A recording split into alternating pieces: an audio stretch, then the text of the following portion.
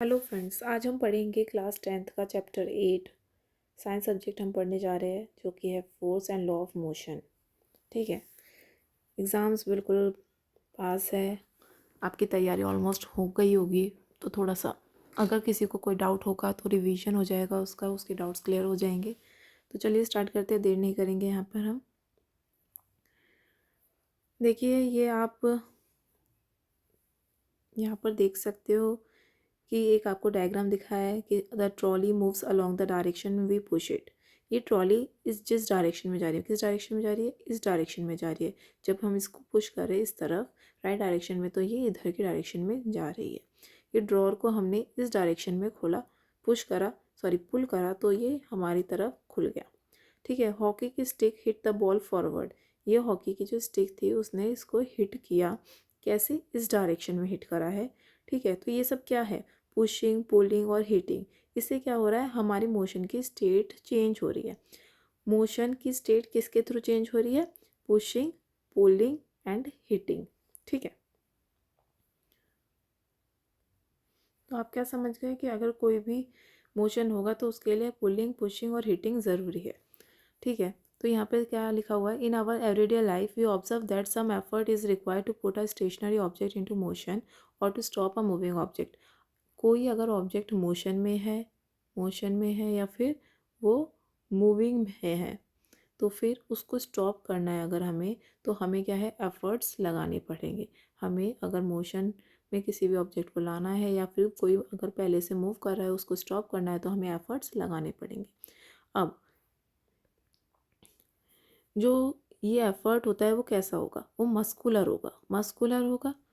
उसके लिए हमें या तो पुश करना पड़ेगा, पुल करना पड़ेगा या हिट करना पड़ेगा। इतना बात क्लियर कर लो, ये 3 वर्ड्स जो है बार बार रिपीट होंगे। ठीक है। तो यहाँ पर आप एक डायग्राम देख रहे हो, यहाँ पे क्या एक स्प्रिंग दे रखी है। स्प्रिंग को आपने क्या करा, एक्सटेंड करा, खींचा अपने हाथों से। जब ये खींचा तो फिर इसको हम क्या बोलेंगे, खिंचाव को हम क्या कहते हैं, एक्सपेंड हो गया। क्या हो गया, ये एक्सपेंड हो गया। और यहाँ पर क्या हुआ, अ spring expand and application of force. जब हमने इस स्प्रिंग में फोर्स लगाया, ठीक है, तो ये स्प्रिंग क्या हो गई, एक्सपेंड हो गई। उसी तरीके से इस रबर की बॉल को आप देखोगे तो जब हमने इस पर फोर्स लगाया तो ये क्या हो गई, ऑब्लॉन्ग हो गई। क्या हो गई, ऑब्लॉन्ग हो गई। इसको हम क्या कह सकते हैं, एक तरीके से कंप्रेस हो गई। ठीक है, दब गई अंदर को। तो इंग्लिश में हम इसको ऑब्लॉन्ग कहेंगे या फिर कंप्रेस भी बोल सकते हो। अब यहाँ पे आपका ये 8.1 सेक्शन है, इसमें क्या लिखा है कि बैलेंस्ड एंड अनबैलेंस्ड फोर्स के बारे में हम यहाँ पे जानेंगे। तो देखिए यहाँ पे क्या है, एक वुडन ब्लॉक दे रखा है आपको डायग्राम में, wooden block on a horizontal table. तो इस हॉरिजॉन्टल टेबल पे क्या है, एक वुडन ब्लॉक रखा है। हमने यहाँ पर 2 स्ट्रिंग से इसको बांध दिया है। एक स्ट्रिंग क्या है आपकी एक्स, एक है आपकी Y.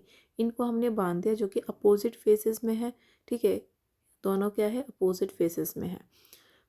If we apply a force by pulling the string X, the block begins to move to the right. अगर हम इस X को अपनी तरफ खींचेंगे, इस डायरेक्शन में खींचेंगे, तो ये जो ब्लॉक है वो हमारे इस डायरेक्शन में मूव करेगा। ठीक है।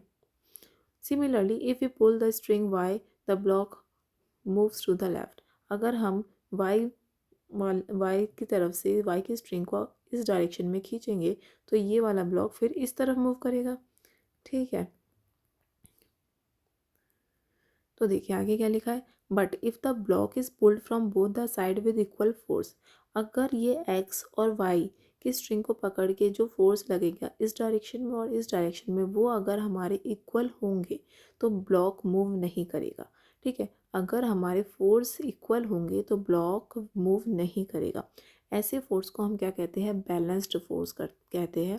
मतलब इक्वल फोर्स, आउटसाइड से ऐसा फोर्स जो कि इक्वल हो और मतलब इक्वल हो, एक तरीके से हम कह सकते हैं जिसको सम करके ज़ीरो मिले, तो फिर उस टाइम पर जो भी हम आपका ऑब्जेक्ट है, जैसे कि यहाँ पे ब्लॉक है, वो क्या है, मूव नहीं करेगा। तो ऐसे फोर्स को हम क्या कहते हैं, बैलेंस्ड फोर्स कहते हैं। And do not change the state of rest और of motion of an object. तो यही क्या कह रहा है कि अगर बैलेंस फोर्स है, क्या है, अगर बैलेंस्ड फोर्स होगा तो फिर 2-3 चीज़ें होंगी कि ब्लॉक क्या है, मूव नहीं करेगा, इक्वल फोर्स होंगे वो अपनी अगर रेस्ट में है तो वो रेस्ट में ही रहेगा, और अगर वो मोशन में है तो वो मोशन में ही रहेगा, उसकी स्टेट चेंज नहीं होगी, जो कि यहाँ पे लिखा हुआ है। ठीक है, अगर किसी को पढ़ना है तो यहाँ से पढ़ लीजिएगा। तो अब देखते हैं, let us consider a situation in which two opposite forces of different magnitude pull the block. In this case the block would begin to move in the direction of the greater force. अब कह रहा है कि अगर हमारी जो x और Y दोनों स्ट्रिंग को पकड़ के जो फोर्सेस लगे हैं वो अगर डिफरेंट हुए, सेम नहीं हुए, तो फिर क्या होगा। देखिए, अगर एक्स और वाई क्या जो फोर्स हमने एक्सटर्नल फोर्स हम अप्लाई कर रहे हैं वो अगर सेम नहीं हुए, डिफरेंट हुए, तो जो भी जिस तरफ भी फोर्स हमारा ज़्यादा लगेगा, मतलब ग्रेटर फोर्स जिस डायरेक्शन में होगा, तो वो ब्लॉक जो होगा उस डायरेक्शन में मूव करेगा। ऐसी कंडीशन में हम क्या कहेंगे कि ये फोर्स जो था वो हमारा क्या था, नॉट बैलेंस्ड था, और हम कह सकते हैं अनबैलेंस्ड फोर्स था। जब अनबैलेंस फोर्स लगता है तो जो ब्लॉक होता है उसका डायरेक्शन होता है, ब्लॉक जो है मूव करता है किस डायरेक्शन में, जहाँ पे हमारा जो फोर्स है वो ग्रेटर लगा होता है। तो इस कंडीशन को हम क्या कहते हैं, अनबैलेंस्ड कंडीशन, अनबैलेंस्ड फोर्स कहते हैं। ठीक है, इसमें क्या होगा, अगर कोई ऑब्जेक्ट आपका रेस्ट में है तो वो मोशन में आ जाएगा, और अगर कोई मोशन में है तो रेस्ट में आ जाएगा। होप आपको समझ में आ रहा है। चलिए यहाँ पे देखते हैं, what happens when some children try to push a box on a rough floor.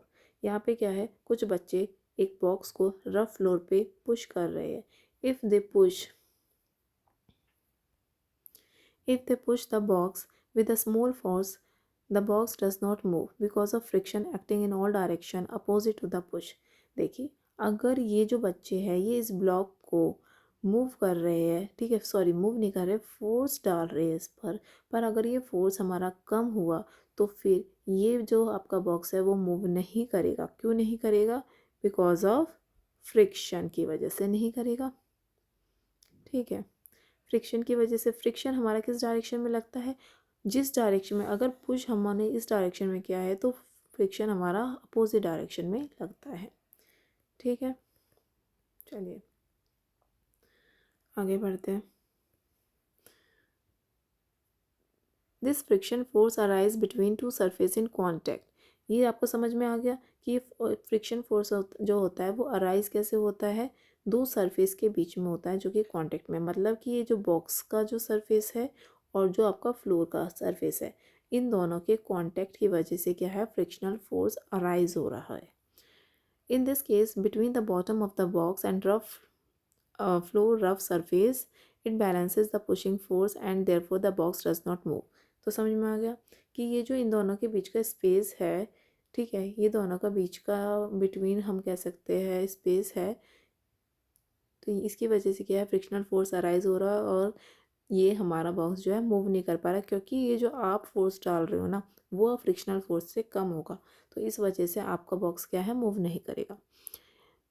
In figure 8.4 B, इसमें क्या होगा, the children push the box harder but the box still does not move. अब इन बच्चों ने क्या थोड़ा और फोर्स डाला पर ये बॉक्स फिर भी मूव नहीं कर रहा है। This is because the frictional force still balance the pushing force. पहले तो कम था, ठीक है, कम था तो ऑब्वियस है कि ये मूव ही नहीं करेगा। अब क्या है कि ये ज़्यादा है, ज़्यादा उन्होंने अपना फोर्स को बढ़ा दिया, बच्चों ने अपने फोर्स को इंक्रीज़ कर दिया, पर जो फ्रिक्शनल फोर्स था ना उसको वो उससे ऊपर नहीं जा पाए, जितना आपका फ्रिक्शनल फोर्स था उससे ज़्यादा फोर्स बच्चों ने अभी नहीं डाला, उसके इक्वल डाला है। अगर इक्वल भी होगा तो भी क्या होगा कि ऑब्जेक्ट मूव नहीं करेगा। ठीक है, तो यही इन्होंने कहा है कि harder but the box still does not move. This is because the frictional force still balance the pushing force. क्योंकि यहाँ पे जो कंडीशन हो गई है वो किसकी हो गई है, बैलेंस की हो गई है। यहाँ पे बैलेंस हो गया, जिस जो कि हमने यहाँ पे पढ़ा था, अभी ऊपर में बैलेंस्ड वाला पढ़ा था, वही चीज़ यहाँ पे अप्लाई हो गई है। If the children push the box harder still the pushing force become bigger than the friction force, this is called unbalanced force. अब यहाँ पे बच्चों ने क्या करा है, जो फोर्स इस डायरेक्शन में डाला है वो ज़्यादा डाला है, बहुत ज़्यादा डाला है, जो कि हमारे फ्रिक्शनल फोर्स से कम है। क्योंकि फ्रिक्शनल फोर्स जो इस डायरेक्शन में फोर्स था वो हमारा इस डायरेक्शन से कम है, तो फिर ये जो बॉक्स है वो हमारा इस डायरेक्शन में मूव कर जाएगा, इन दी राइट डायरेक्शन मूव कर जाएगा। समझ में आ रहा है। जो इन बच्चे इस डायरेक्शन में फोर्स डाल रहे हैं वो फ्रिक्शनल फोर्स से जो कि अपोजिट में लग रहा था वो कम है, तो इसीलिए बॉक्स हमारा राइट डायरेक्शन में मूव कर जाएगा। तो होप आपको ये सब कुछ बातें यहाँ पे समझ में आ गई है। तो मेन चीज़ यही थी कि आपको बैलेंस्ड अनबैलेंस्ड फोर्स के बारे में समझना था, वो आपको यहाँ पे समझ में आ गया है। हल्का सा देख लेते कुछ अगर फालतू है यहाँ पे पढ़ने लायक। यहीं पर इन्होंने एक बाइसिकल का भी एग्जांपल दिया है कि when we stop pedalling the bicycle began to slow down. जब हम पैडलिंग करना स्टॉप कर देते हैं तो बाइसिकल जो होती है वो धीरे धीरे उसकी स्पीड जो होती है वो कम हो जाती है। This is again because of the frictional force, क्योंकि फ्रिक्शनल फोर्स जो होता है अपोजिट लगता है to the direction of the motion. जिस डायरेक्शन में हमारी जो साइकिल है वो जा रही होती है उसके अपोजिट क्या होता है, फ्रिक्शनल फोर्स अप्लाई होता है। In order to keep the bicycle moving we have to start pedalling again. अगर हमको अपनी बाइसिकल को मूव करते रहना है, मूव चाहिए कि वो मूव करती रहे, तो उसके लिए हमको फिर से पैडल मारने पड़ेंगे। इफ दस appears that an object maintains its motion under the continuous application of an unbalanced force, however it is quite incorrect। अब ये कुछ फालतू की चीज़ें हैं जो आपको ज़रूरी नहीं है पढ़ना। तो मेन आपको ये था, पढ़ लिया, बैलेंस फोर्स के बीच में आपने डिफरेंस जान लिया। An object moves with a uniform velocity when the force acting on the object are balanced, there is no external force। एक चीज़ आप कह सकते हो, डेफिनेशन लिख सकते हो कि बैलेंस फोर्स कौन से होते हैं, जहाँ पे no net external force on it. मतलब कह सकते हो कि जो नेट एक्सटर्नल फोर्स होता है वो क्या होता है, ज़ीरो होता है। ठीक है। If an unbalanced force is applied on the object, there will be a change either in its speed or in the, अगर अनबैलेंस्ड फोर्स लगेगा, अब अनबैलेंस फोर्स जहाँ पे होता है वहाँ पे क्या होता है, या तो उस ऑब्जेक्ट की स्पीड में चेंजेस आ जाते हैं या डायरेक्शन में चेंजेस आ जाते हैं, या दोनों चीज़ें हो जाती है। Thus to accelerate the motion of an object the an unbalance force is required. तो अगर हमें मोशन चाहिए, हम चाहते हैं कि किसी ऑब्जेक्ट का मोशन हो, वो मोशन में आए, तो उसके लिए हमको क्या अप्लाई करना पड़ता है, अनबैलेंस्ड फोर्स की रिक्वायरमेंट होती है। बैलेंस फोर्स से काम नहीं चलने वाला है। And the change in its speed would continue as long as this unbalance force is applied. तो उसकी स्पीड जब तक बदलेगी, जब तक चेंज होगी, जब तक उस पर अनबैलेंस फोर्स अप्लाई होता रहेगा। होप आपको सब कुछ यहाँ तक क्लियर हो गया है। आगे बढ़ते